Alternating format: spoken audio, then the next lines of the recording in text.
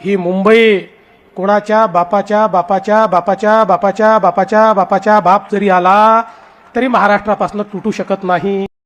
पण माझ्या आई वडिलांपर्यंत तुम्ही पोचलात, माझ्या आई वडिलांवर तुम्ही बोललात. अरे शरम वाटली पाहिजे.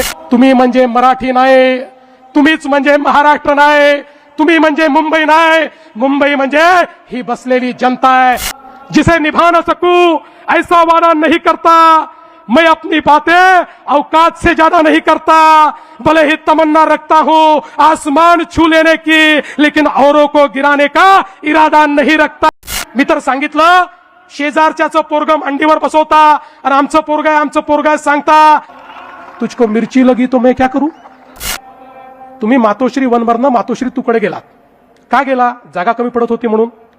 किंवा आमचे राजसाहेब कृष्णकुंजमधनं शिवतीर्थावर गेले. का गेले. जागा कमी पडत होती म्हणून. यांचे खायचे दात आणि दाखवायचे दात वेगळे. भारत माता की, छत्रपती शिवाजी महाराज की, धर्मवीर छत्रपती संभाजी महाराज की. जय भवानी, जय भवानी, जय जय जय जय जय भवानी, जय जय जय जय जय शिवाजी. बोल सियापति रामचंद्र की, पवन सुत हनुमान की, उमापति महादेव की, बोलो जी भाई सब संतन की. भारत माता की. भारत रत्न डॉक्टर बाबासाहेब आंबेडकरांचा, हिंदू हृदय सम्राट शिवसेना प्रमुख बाळासाहेब ठाकरेंचा. खरं म्हणजे मुंबईच्या प्रचाराचा शुभारंभ मी आणि शिंदे साहेबांनी 3 तारखेला केला. तो दिवस तिथीप्रमाणे आई जिजाऊंचा जन्मतिथीचा दिवस होता. आणि आज ज्यावेळी शिवतीर्थावरची ही शेवटची सभा आम्ही घेतो आहोत, हा दिवस पुन्हा आई जिजाऊ मा साहेबांचा या ठिकाणी जयंतीचा दिवस आहे. आणि म्हणून आजच्या या पवित्र दिवशी या ठिकाणी छत्रपती शिवरायांचं स्मरण करून पुन्हा एकदा या महानगरपालिकेवर महायुतीचा भगवा फडकवण्याकरता आपण सगळे एकत्रित आलोत. आज स्वामी विवेकानंदांची देखील जयंती आहे. स्वामी विवेकानंदांनी हिंदू संस्कृती, भगवा झेंडा याला संपूर्ण विश्वापर्यंत नेलं आणि खऱ्या अर्थानं दिग्विजय मिळवला. अशा प्रकारचे स्वामी विवेकानंद यांनाही नमन करतो. कधी कधी मी विचार करतो, इतक्या सभा घेण्याची खरंच गरज आपल्याला आहे का.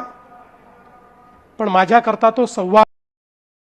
पण काही गोष्टी या सभांपेक्षा अधिक एका वेगळ्याच संवादामध्ये आपल्याला समजू शकतात. आणि म्हणून मी कोणाकडनं तरी शब्द उधार घेतो आणि म्हणतो, जरा लाव रे तो व्हिडिओ, लाव बरं जरा.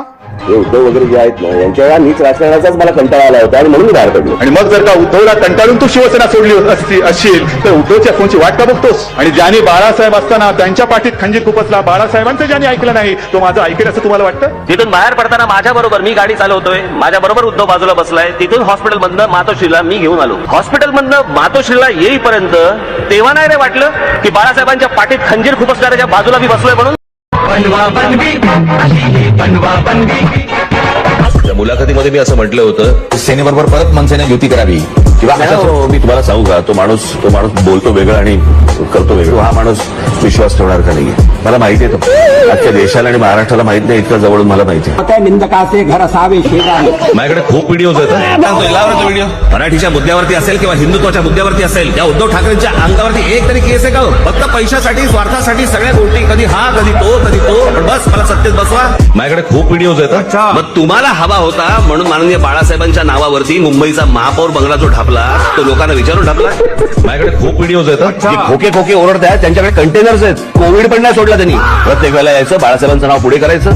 मग आम्ही लगेच बाबडेपणाने इमोशनल. एकदा तुम्ही स्वतःच्या डोळ्यांनी आणि कानाने ऐका आणि डोळ्यांनी बघा. हो ती नाही का ज्याला स्वतःला बाळासाहेब झाल्यासारखं वाटतं, मग कधी मराठीच्या नादाला लागतात, कधी हिंदुत्वाच्या नादाला लागतात. शेवटी त्या संजय दत्तला कळतं की चला आपण काही भेजे में केमिकल लोचा होईल आहे. अरे तू कोण आहे? तू कोण? वल्लभभाई पटेल काय महात्मा गांधी? तू कोण आहे की मी बोलतोय ना? अरे मी बोलतोय ना, काय लॉजिक आहे? बघा परिस्थिती काय होती. वो नेता नाम ले लो, वो क्या नेता है क्या? अरे वो तो सब मिली जुली सुपारीबाज है सभी. आमच्या आजोबांनी फार छान शब्द काढला होता असल्या वृत्तीच्या लोकांसाठी. हे सगळे लवंडे. संपलेल्या पक्षांवर मी उत्तर देत नाही. संपलेल्या पक्षांवर मी उत्तर देत नाही. दिसायला पेंग्विन. बाबा दुपार झाले आता उठले असतील आणि सुपारी सगळेच असतील. बाबा दुपार झाले आता उठले असतील. कोणाचा कधी उठतंय, तुला काय करायचं? गेल्या 14 वर्षात मी 5 वर्षाचा पहिला हिशोब देतो. गेल्या 5 वर्षाचा, या 5 वर्षामध्ये या मुंबई महानगरपालिकेचं बजेट किती? बजेट 21,000 कोटी रुपये. 21,000 कोटी रुपयाचं बजेट या मुंबई महानगरपालिकेचं. त्यातले 60% पैसे हे आस्थापनेवरती जातात, तिथल्या पगारावरती जातात, इतर गोष्टीवरती जातात. राहतात किती? 40%.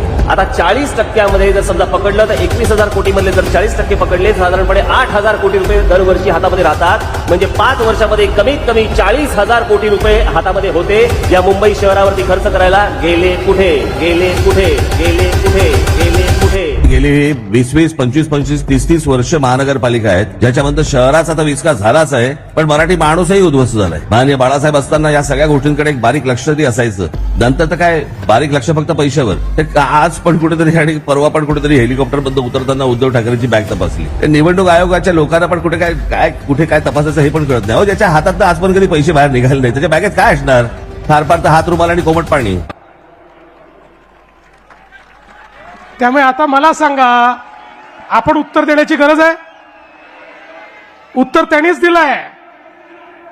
या ठिकाणी काल जी सभा झाली त्या सभेमध्ये पुन्हा तेच अपील, पुन्हा तीच कारणं, पुन्हा तेच मुद्दे.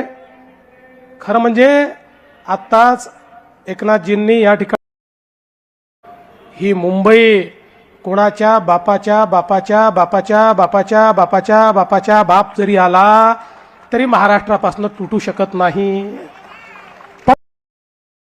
माझा तुम्हाला सवाल आहे, अरे तुम्हाला जर आज मराठी माणूस या ठिकाणी कुठेतरी अडचणीत दिसतोय, मराठी माणसावर खतरा दिसतोय, तर 30 वर्ष तुम्ही काय कंचे खेळत होतात? मला सांगा, काय करत होतात तुम्ही? आणि मग याला जबाबदार कोण आहे?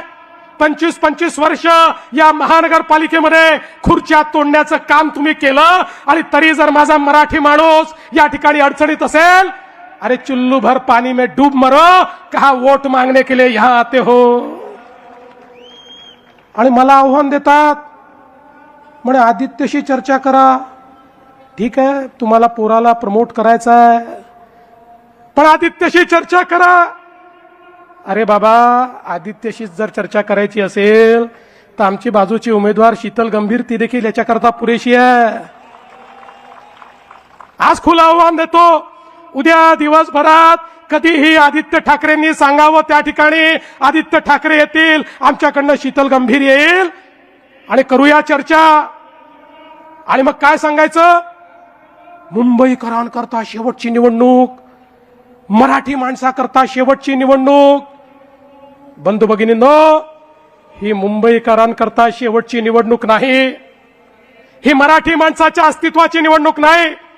अरे हा मराठी माणूस तो आहे ज्यानं अटके पार झेंडे लावले. छत्रपती शिवाजी महाराजांनी आम्हाला असं सळसळत रक्त दिलाय. आम्ही अन्याय सहन करणारे हे मराठी लोक नाही आहोत. अरे आम्ही तर त्या ठिकाणी पानिपतच्या लढाईमध्ये लढण्याकरता गेलो होतो. ते संकट महाराष्ट्रावर नव्हतं. अहमद शाह अब्दालीने त्या ठिकाणी पत्र लिहून कळवलं होतं मराठ्यांना की तुम्ही केवळ सिंध, पंजाब आणि बलुचिस्तान हे माझा आहे म्हणून सांगा, उर्वरित संपूर्ण भारत हा मराठ्यांचा आहे म्हणून मी त्या ठिकाणी त्याला मान्यता देतो. पण मराठे थांबले नाही, कारण आपल्या भारताचे तुकडे होत होते आणि तिथे जाऊन लढलेले आम्ही मराठे आहोत. आणि तुम्ही या ठिकाणी आम्हाला सांगता आपलं अस्तित्व संपून जाईल. अरे मराठी माणसाच्या अस्तित्वाची लढाई नाहीये, तुमचं अस्तित्व पणाला लागलेलं आहे. आणि म्हणून पुन्हा एकदा सांगतो, तुम्ही म्हणजे मराठी नाही, तुम्हीच म्हणजे महाराष्ट्र नाही, तुम्ही म्हणजे मुंबई नाही, मुंबई म्हणजे ही बसलेली जनता आहे, मराठी म्हणजे ही बसलेली जनता आहे, महाराष्ट्र म्हणजे छत्रपती शिवरायांनी तयार केलेला हा महाराष्ट्र, ज्याला महाराष्ट्र धर्म समजतो तो महाराष्ट्र आहे. त्याच्याकडे कोणी वाकडी नजर करून या ठिकाणी. पण बंधू भगिनींनो, खऱ्या अर्थानं आपण बघा, या ठिकाणी आता काही लोकांनी काल माझीच नक्कल केली. मला मजा येते कोणी माझी नक्कल केली तर, मला आवडतं, मला काय प्रॉब्लेम नाही आहे. पण त्यांना हे समजायला पाहिजे, अरे नक्कल करता करता काकाच्या पक्षाची काय स्थिती झाली. काकाला किमान चांगली नक्कल करता येते, भाषण करता येतं, तुम्हाला तेही करता येत नाही. तुमची काय अवस्था होईल. आणि म्हणून मला असं वाटतं थोडं त्या ठिकाणी म्हणाले मराठी करता आम्ही एकत्रित आलो, महाराष्ट्र करता एकत्रित आलो, आणि मग हिंदी सक्ती झाली म्हणून आम्ही एकत्रित आलो. पहिल्यांदा सांगतो, या महायुतीच्या सरकारमध्ये महाराष्ट्रामध्ये फक्त मराठी सक्तीची, फक्त मराठी सक्तीची. आम्ही सांगितलं त्रिभाषा सूत्रामध्ये इतर कुठली भाषा तुम्हाला शिकायची असेल ती शिकण्याची तुम्हाला मुभा आहे, पण सक्तीची मराठी असणार आहे. पण एकदा पुन्हा सांगू इच्छितो, या गजनी लोकांना जे विसरले आहेत, तो गजनी पिक्चर आला होता ना, तसे गजनी आहेत. म्हणून एकदा क्रोनॉलॉजी सांगतो, या राज्यामध्ये हिंदी सक्ती करणारे कोण. खरं म्हणजे या ठिकाणी राज ठाकरेजी तुम्ही पण ऐकून घ्या, 21 सप्टेंबरला उद्धव ठाकरेंनी घोषणा केली, या ठिकाणी नवीन एज्युकेशन पॉलिसीवर, त्रिभाषा सूत्रावर आम्ही 16 ऑक्टोबर 2020 ला डॉक्टर माशेलकर समिती तयार झाली. या समितीमध्ये इतर लोकांसोबत उबाठाचे उपनेते, शिवविद्या प्रबोधिनीचे संस्थापक आणि विश्वस्त विजय कदम देखील होते. समितीतल्या 18 पैकी 16 लोक मराठी होते. 14 सप्टेंबर 2021 ला या समितीने तत्कालीन मुख्यमंत्री माननीय उद्धव ठाकरेजींना अहवाल सादर केला. अहवाल घेत असताना भोंगेश्वरी त्या ठिकाणी उपस्थित होते, त्यांनी देखील तो अहवाल बघितला. आता हा जो अहवाल आला, या अहवालाचा पृष्ठ क्रमांक 56 कॉपी पण पाठवतो आणि अहवालही पाठवतो. पृष्ठ क्रमांक 56 वर भाषेकरता जो उपगट केला त्या उपगटाचा अहवाल त्याच्यामध्ये दिलेला आहे. त्या उपगटामध्येही उबाठाचे उपनेते, शिवविद्या प्रबोधिनीचे संस्थापक विजय कदम त्या ठिकाणी होते. त्यातली शिफारस काय आहे? मुद्दा क्रमांक 8.1 इंग्रजी आणि हिंदी भाषा, नीट ऐका, इंग्रजी आणि हिंदी भाषा ही दुसरी भाषा म्हणून पहिल्या वर्गापासून लागू करण्यात यावी. मी नाही म्हणत आहे, या ठिकाणी उद्धवजींचा अहवाल म्हणतो 1ली ते 12वी इंग्रजी विद्यार्थी इंग्रजी शिकत असतील तर त्याला हिंदी पण शिकवलं पाहिजे, त्यामुळे त्याला भाषेची जाण येईल. बरं ठीक आहे, कदाचित ते कदम चुकले असतील, तसे कदम चुकत नाहीत फारसे, पण ते चुकले असतील. आणि हा अहवाल 14 सप्टेंबर 2021 ला या ठिकाणी सादर झाल्यानंतर 20 जानेवारी 2022 ला माननीय उद्धव ठाकरेंच्या अध्यक्षतेखालील मंत्रिमंडळाच्या बैठकीत आला आणि मंत्रिमंडळाच्या बैठकीने त्याला मान्यता दिली. म्हणजे 1ली पासून 12वी पर्यंत हिंदी सक्ती करण्याकरता कोणी मान्यता दिली? एकनाथ शिंदेनी दिली, देवेंद्र फडणवीसने दिली, उद्धव ठाकरे यांच्या कॅबिनेटनी ती मान्यता दिली. आणि एवढंच नाही, 7 दिवसांनी पुन्हा कॅबिनेट होते आणि मागच्या कॅबिनेटचे सगळे निर्णय आपल्याला माहिती आहेत की नाही किंवा मान्य आहेत की नाही याकरता मिनिटचं कन्फर्मेशन होतं. 7 दिवसांनी ज्यावेळी इतिवृत्त समोर आलं, पुन्हा उद्धव ठाकरेंनी मान्यता दिली आणि त्या इतिवृत्तावर उद्धव ठाकरेंची सही आहे, कागद माझ्याकडे आहे. एकीकडे या ठिकाणी आपणच हिंदी सक्ती करायची, नंतर आमचं सरकार आलं, आमच्या सरकारमध्ये आम्ही त्या ठिकाणी त्याला पुढे नेण्याचा प्रयत्न केला. पण मग विषय आला की कुठल्या वर्गापासून तिसरी भाषा शिकवायची. आम्ही तर सांगितलं हिंदी शिका, हिंदीचं आपल्याकडे सगळं अवेलेबल आहे, पण कोणाला भारतातली कुठली भाषा शिकायची असेल तरी आम्ही ती शिकण्याची परवानगी देऊ. कुठल्या वर्गातनं शिकवायची याची आपण बंधू भगिनींनो, यांचे खायचे दात आणि दाखवायचे दात वेगळे आहेत. आता काल काय सांगितलं, म्हणाले नवी मुंबईचं विमानतळ झालं म्हणजे आता मुंबईचं विमानतळ, यांना मुंबईचं विमानतळ विकायचं आहे म्हणून हे नवी मुंबईचं विमानतळ यांनी तयार केलं. आता मी राजकारणात पैदाही झालो नव्हतो तेव्हा या नवी मुंबईच्या विमानतळाची संकल्पना पडली. 1988 सालापासनं नव्या मुंबईला एअरपोर्ट करायचं या संदर्भातली संकल्पना झाली. पण ते जाऊ, माझा त्यांना सवाल आहे, तुम्ही मातोश्री वनवरनं मातोश्री तुकडे गेलात का गेला? जागा कमी पडत होती म्हणून? किंवा आमचे राजसाहेब कृष्णकुंजमधनं शिवतीर्थावर गेले का गेले? जागा कमी पडत होती म्हणून. अरे असंच आमच्या मुंबईच्या एअरपोर्टवर एकच धावपट्टी होती, दुसरी धावपट्टी तिथे तयार करता येत नाही म्हणून 25 वर्ष चाललं होतं नवी मुंबईला एअरपोर्ट करा. इतके अहवाल आले, तुमच्याही काळात अहवाल आला, प्रत्येक अहवालाने सांगितलं मुंबईला जर नवीन एअरपोर्ट दिलं नाही तर मुंबईचा जीडीपी आता थांबलेला आहे, मुंबईची ग्रोथ थांबलेली आहे. अरे मोदीजींच्या वर्षामध्ये आम्ही नवीन एअरपोर्ट करून दाखवला. तुझको मिरची. आणि आता सांगतो तिसरा एअरपोर्ट पण करणार आहे. अरे जर लंडनला 3 एअरपोर्ट असू शकतात तर माझ्या मुंबईला 3 एअरपोर्ट का नाही? कदाचित मी इथे 3 एअरपोर्ट केल्यानंतर तुम्हाला इथे लंडन असल्यासारखं वाटेल आणि तुम्ही इथेच थांबाल, म्हणून तिसरा एअरपोर्ट देखील या ठिकाणी करणार आहे. आणि छत्रपती शिवाजी महाराज एअरपोर्ट मुंबई याची क्षमता 1.5 पट करणार आहे, त्याची क्षमता वाढवणार आहे. हा निर्णय या ठिकाणी आम्ही घेतलाय.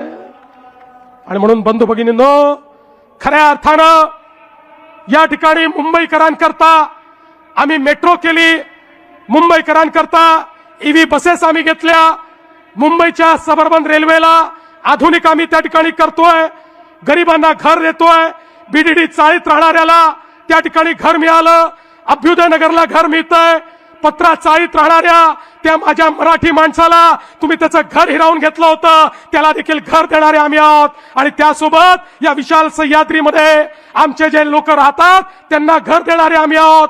या मुंबईमध्ये प्रत्येकाला घर देण्याचं काम हे आम्ही करतो. पण ज्या धारावीमध्ये घर देण्याचा निर्णय आम्ही घेतला, बंधू भगिनींनो, 2014 साली राजीव गांधी आले, ते म्हणाले धारावीचं रिडेव्हलपमेंट झालं पाहिजे. 30 वर्ष काही झालं नाही. मोदीजींचं सरकार आलं, 2014 नंतर केंद्र सरकारची जागा आम्ही घेतली आणि त्या ठिकाणी धारावीचं रिडेव्हलपमेंट करायचं ठरवलं. पहिलं टेंडर आम्ही दुसऱ्या विकासकाला दिलं होतं, सगळ्या प्रक्रिया पूर्ण केल्या होत्या, त्या प्रक्रिया पूर्ण करून टेंडर गेलं होतं. मग मला सांगा उद्धवजी, तुम्ही मुख्यमंत्री झाल्यावर ते टेंडर का रद्द केलं? तुम्हाला कोणाला टेंडर द्यायचं होतं म्हणून ते रद्द केलं. आता मी विचारू का की तुम्हालाच अडाणींना टेंडर द्यायचं होतं म्हणून तुम्ही ते टेंडर रद्द केलं? आणि म्हणून आम्ही पुन्हा सरकारमध्ये आलो त्यावेळेस लक्षात आलं यांनी अशा अटी शर्ती केल्या होत्या की या धारावीच्या रिडेव्हलपमेंट सोबत मुंबईवर टीडीआरची मोनोपोली झाली असती. आम्ही सांगितलं चालणार नाही. शिंदेजी आणि मी होतो, आम्ही त्या टीडीआरचं कॅपिंग केलं. 90% आपल्या डीएसआरच्या वर, या एएसआरच्या वर किंमत देता येणार नाही म्हणून सांगितलं. आणि त्या ठिकाणी खऱ्या अर्थानं आम्ही टीडीआर एक्सचेंजची अट टाकली, ऑनलाईन केवळ ट्रेडिंग करावं लागेल हे सांगितलं. आणि धारावीची जागा ही आम्ही कोणाला दिली नाही. धारावीची जागा आम्ही डीआरपीला दिली, डीआरपीला. आणि त्या डीआरपी मध्ये सरकार देखील आहे, विकासक अडाणी आहेत पण त्यात सरकार देखील आहे. आणि त्या ठिकाणी ओपन कॉम्पिटिशन केली, 4 टेंडर आले, त्यातनं आम्ही ज्यांनी सर्वात जास्त फायद्याचा सौदा दिला त्याला ते टेंडर त्या ठिकाणी गेलं. पण बंधू भगिनींनो, खऱ्या अर्थानं या ठिकाणी खोटं बोल पण रेटून बोल ही जी तुमची पद्धत आहे, या पद्धतीचं या ठिकाणी पर्दाफाश करण्याकरता मी आलो आहे. अरे बाबा, या सगळे जे प्रोजेक्ट आहेत, ज्या सगळ्या प्रोजेक्टचं तुम्ही, मी तर सांगितलं, शेजारच्याचं पोरग मांडीवर बसवता आणि आमचं पोरग आहे सांगता. अरे या मुंबईला माहिती आहे, ये पब्लिक आहे, ये सब जानती है, कोणी केलाय मुंबई करता हे माहिती आहे. तुम्हाला दाखवण्याकरता एक देखील विषय या ठिकाणी या 25 वर्षात. पण विकासावर बोलायचं असेल तर मर्द व्हावं लागतं. आता कोणामध्ये मर्दानगी आहे की नाही हे बोलणारा मी नाही आहे, माझे ते संस्कार देखील नाही आहे. पण माझ्या आई वडिलांपर्यंत तुम्ही पोचलात, माझ्या आई वडिलांवर तुम्ही बोललात. अरे शरम वाटली पाहिजे. मला एका गोष्टीचा अभिमान आहे, मी त्या बापाचा पोरगा आहे जो राष्ट्रीय स्वयंसेवक संघाचा प्रचारक होता. मी त्या बापाचा पोरगा आहे ज्या बापानं इमर्जन्सीमध्ये 2 वर्ष जेलमध्ये काढले. मी त्या बापाचा पोरगा आहे ज्याने आपलं जीवन संघर्षात घालवलं, कधी संपत्ती कमवली नाही. आणि मी तुम्हाला सांगू, अरे आज माझा बाप ज्यावेळी स्वर्गातनं मला पाहत असेल त्यावेळी त्यालाही हा आनंद होत असेल की माझं हिंदुत्व माझ्या मुलांनी या ठिकाणी पण तुमचे पिताश्री हिंदू हृदय सम्राट शिवसेना प्रमुख बाळासाहेब ठाकरे जेव्हा स्वर्गातनं पाहत असतील त्यावेळी त्यांना काय वाटत असेल. आता माझा मुलगा रशीद मामू सोबत बसायला लागला हे पाहिल्यानंतर त्यांना काय वाटत असेल.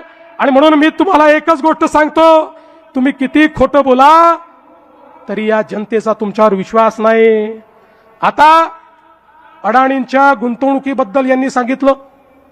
खरं म्हणजे मला कधी कधी आश्चर्य वाटतं की गुंतवणूकदारांना लोक अट्रॅक्ट करतायत. बरं जाऊ द्या महाराष्ट्राचं, राहुल गांधी तर विरोधात आहेत ना अडाणींच्या, रोज बोलतात ना अडाणींवर. त्यांच्या शासित राज्यांमधली काय स्थिती आहे लावता का रे बाबा फोटो, लावा फोटो. हे कोण आहेत? हे अशोक गहलोत आहेत. राजस्थानमध्ये मुख्यमंत्री असताना अडाणींना बोलून 66,000 कोटी रुपयाची गुंतवणूक घेतली. दुसरा लावा, दुसऱ्याचा फोटो आला नाही पण मी सांगून देतो. छत्तीसगड भूपेश बघेल, हे भूपेश बघेल नाही ते पुढचे आहेत, थांबा इथे. भूपेश बघेल 55,000 कोटी रुपयाची गुंतवणूक घेतली. हे कर्नाटकचे काँग्रेसचे सिद्धरामय्याजी हे राजेश अडाणींसोबत या ठिकाणी बसले आहेत. DK शिवकुमार साहेब त्यांचे उपमुख्यमंत्री तेही बसले आहेत. 25,000 कोटी रुपयाची अडाणींची गुंतवणूक त्या ठिकाणी झाली. चला पुढे झारखंडला जाऊ. आता हे झारखंड मुक्ती मोर्चाचे हेमंत सोरेन 25,000 कोटी रुपयाची अडाणींची गुंतवणूक त्या ठिकाणी झाली. आता आपल्या दिदींकडे जाऊ. नाही, त्याच्या आधी आपले हे आले. आता कुठले आले आपले? रेवंत रेड्डी हे आपले तेलंगणाचे. त्यांची किती गुंतवणूक आहे जरा बघू द्या. तेलंगणाची देखील 25,000 कोटी रुपयाची गुंतवणूक या ठिकाणी तेलंगणाची. आपल्या दिदी किती शिव्या रोज देतात मोदीजींना. रोज मोदीजींना शिव्या देणाऱ्या दिदी, रोज भाजपवर बोलणाऱ्या दिदी यांनी पण अडाणींना बोलवलं. काय सुंदर फोटो आहे बघा, एकमेकाला नमस्कार करून राहिले. जसं तुम्ही बोलून नमस्कार केला तसाच आहे हा. यांनी देखील या ठिकाणी 8,000 कोटीची गुंतवणूक घेतली. केरळ, अरे ज्या ठिकाणी कम्युनिस्ट काँग्रेस, ज्या ठिकाणी भगव्याला शिरू पण देत नाहीत, हे केरळचे मुख्यमंत्री पिनराई विजयन, डाव्यांचं सरकार 13,000 कोटीची गुंतवणूक अडाणीला बोलवून घेतली. ओडिशा हे माजी मुख्यमंत्री, हे पण भाजपचे नाहीत, एनडीएतही नाहीत, 29,000 कोटी रुपयाची गुंतवणूक घेतली. आंध्र प्रदेशचे जुने मुख्यमंत्री हेही एनडीएत नाही, यांना आपण पराभूत केलं. जगनमोहन रेड्डीजी 35,000 कोटी रुपयाची गुंतवणूक घेतली. आणि तमिळनाडू, अरे कुठे गेला तमिळनाडूमध्ये त्या ठिकाणी मुख्यमंत्री स्टॅलिन साहेबांनी 15,500 कोटी रुपयाची गुंतवणूक घेतली. आणि आता पंजाबला जाऊया. पंजाबमध्ये देखील या ठिकाणी पंजाबच्या मुख्यमंत्र्यांनी 4,500 कोटी रुपयाची गुंतवणूक या ठिकाणी घेतली. आता मला सांगा, हे सगळे वेडे आहेत? अरे बाबा, आपण कुठल्या जमान्यात आहोत? हा जमाना असा आहे, तुम्ही जर उद्योजकाला नाकारलं, तुम्ही जर गुंतवणूक नाकारली तर गुंतवणूकदार दुसरीकडे जायला तयार आहे. आणि मग गुंतवणूकदार जर आला नाही तर या ठिकाणी आमच्या मुलांच्या हाताला काम कसं मिळेल? तुमचं बरं आहे, केवळ भाषण करायचे आणि मराठी माणसाला काय द्यायचं? नोकऱ्या तर सोडाच, शिव वडापावची गाडी त्या ठिकाणी द्यायची. वडापावच्या व्यतिरिक्त मराठी माणसाकरता तुम्ही स्वप्न पाहिलं नाही, पण आमचं स्वप्न आहे या मराठी माणसाला उद्योजकही बनवू, त्याला नोकऱ्याही देऊ. एकही मराठी माणूस या ठिकाणी खऱ्या अर्थानं बेरोजगार राहणार नाही. याकरता अडाणी यो किंवा कोणी यो, जो महाराष्ट्रात गुंतवणूक करेल त्याचं आम्ही स्वागत करू. आमचं ठरलंय कोणालाही गैरफायदा देणार नाही, पण आलेल्या प्रत्येकाचं स्वागत हे या ठिकाणी झालंच पाहिजे. आणि एवढंच नाही, एक सुंदर प्रेझेंटेशन देखील झालं आणि या प्रेझेंटेशन मध्ये त्यांनी सांगितलं कशी अडाणींची 2014 नंतर नेटवर्थ वाढली मोदींमुळे. आता मी काही अडाणींचा वकील नाही आहे, ते त्याचं उत्तर देतील, पण महत्वाचं हे आहे, अरे वेड्यांनो, 2014 साली हा महाराष्ट्र, हा देश, भारत जगातली 11वी अर्थव्यवस्था होता. आता तो जगातली 3री अर्थव्यवस्था झाला. जगामध्ये एवढी मोठी अर्थव्यवस्था विस्तारित झाल्यानंतर हजारो उद्योजक या ठिकाणी तयार झाले आणि जे उद्योजक या ठिकाणी होते त्या सगळ्यांनी प्रचंड मोठा विस्तार केला. त्या प्रत्येकाची नेटवर्थ वाढली, प्रत्येकाचा रेव्हेन्यू वाढला, प्रत्येकाचं ऑपरेशन वाढलं. मी तर या ठिकाणी 25 कंपन्यांचंच फक्त बॅलन्स शीट आणलं आहे आणि त्यातल्या काही प्रमुखांचं वाचून दाखवतो, म्हणजे आपल्या लक्षात येईल नरेटिव्ह काय आहे. अरे मोदीजींनी तर हजारो कंपन्या ज्या कधी लिस्टेड नव्हत्या आज त्या लिस्टेडही आहेत आणि प्रॉफिट मेकिंग देखील आहे. तुम्ही बघा, ही चांगली नावं आहेत सगळी, जी लोक आपल्या राज्यामध्ये आपल्या मुलांना त्यांच्या हाताला काम देत आहेत, अशा प्रकारची लोक आहेत. टाटा ग्रुपचा रेव्हेन्यू 664%, 664%, HDFCचा 377%, अडाणी ग्रुपचा 680%, L&Tचा 380%, इन्फोसिसचा 247%, ICICIचा 240%, आदित्य बिर्ला ग्रुपचा 566%, भारती ग्रुपचा 260%. मी छोटे छोटे म्हणजे 200% वाले वगैरे वाचतच नाही, आता पुढेच जातो. सन फार्मा, आपल्या मुंबईची कंपनी, आपल्याला अभिमान असला पाहिजे. आपल्या मुंबईची कंपनी सन फार्मा यांचा रेव्हेन्यू किती टक्क्यांनी वाढला माहितीये? 1552%, 1552%. एव्हेन्यू सुपर मार्केट ही पण मुंबईवालेच आहेत, यांचा कितीने वाढला माहितीये? 1166%. वेदांताचा 400%, हिंदुजा ग्रुपचा 376%, गोदरेजचा 409%, TVS ग्रुपचा 529%, RJ कॉर्प ग्रुपचा 1033%. आता या सगळ्यांचे वाढले, यांच्यातल्या काही लोकांच्या तुलनेत तर तुम्ही सांगितलेला आकडा कमीच आहे. त्यामुळे जर आपली अर्थव्यवस्था विस्तारित होत असेल, आपल्याकडे गुंतवणूक येत असेल, आपल्या मुलांच्या हाताला काम मिळत असेल, तर आपण त्याचं स्वागत केलं पाहिजे की रोज त्यांना धक्का मारला पाहिजे, रोज शिव्या दिल्या पाहिजे. अरे तुम्हाला चिंता नाहीये, तुमच्या पोराबाळाची तुम्हाला चिंता नाहीये, तुमच्याकडे काही कमी नाहीये, पण मला चिंता आहे त्या सामान्य मध्यमवर्गीय मराठी कुटुंबातल्या व्यक्तीची, या मुंबईकरांची, ज्यांच्या मुलांच्या डोळ्यामध्ये स्वप्न आहेत. ती स्वप्न त्यांना पूर्ण करायची आहेत, पण ती स्वप्न पूर्ण करण्याकरता त्यांना देखील या ठिकाणी गुंतवणूक हवी आहे. ती गुंतवणूक त्यांना कोण देणार आहे, हा खऱ्या अर्थानं या ठिकाणी हा सवाल आहे. आणि म्हणून मी तुम्हाला एवढंच सांगण्याकरता आलो आहे, मला फार उत्तर द्यायची आवश्यकता नाही आहे. मी जर उत्तर द्यायला लागलो तर अनेकांना तोंड दाखवायला जागा राहत नाही, तुम्हाला माहिती आहे. आणि म्हणून आज एवढंच सांगतो, आमचा संकल्प हा एकच आहे, या मुंबईमध्ये महायुतीचा भगवा फडकवायचा आहे.